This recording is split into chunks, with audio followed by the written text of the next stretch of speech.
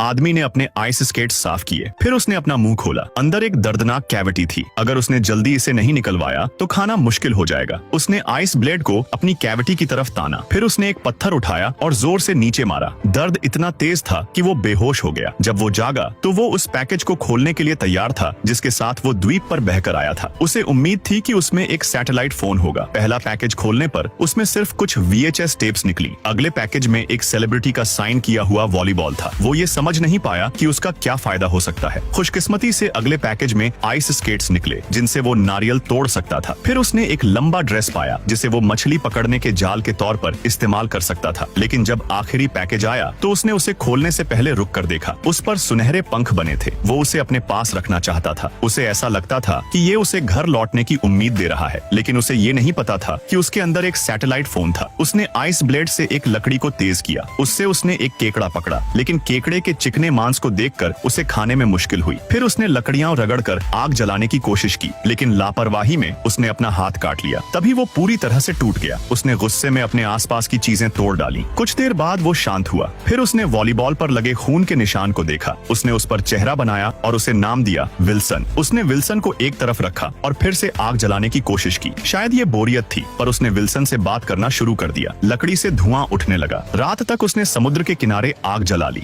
न सिर्फ उसने स्वादिष्ट भुना हुआ केकड़ा खाया, बल्कि उसे एक नया दोस्त भी मिल गया, विल्सन। 4 साल जल्दी बीत गए। आदमी एक जंगली इंसान में बदल गया। उसे भूख नहीं लगती थी, लेकिन अकेलापन असहनीय था। उसने अपनी जिंदगी खत्म करने के बारे में भी सोचा, लेकिन अपनी पत्नी को याद करके उसने मजबूत रहने का फैसला किया। अकेलेपन से लड़ने के लिए उसने विल्सन को बाल दिए और उसे एक जीते जागते इंसान के रूप में देखने लगा। फिर एक दिन उसे समुद्र में एक धातु का टुकड़ा मिला। उस धातु ने उसे इस द्वीप से निकलने की उम्मीद दी।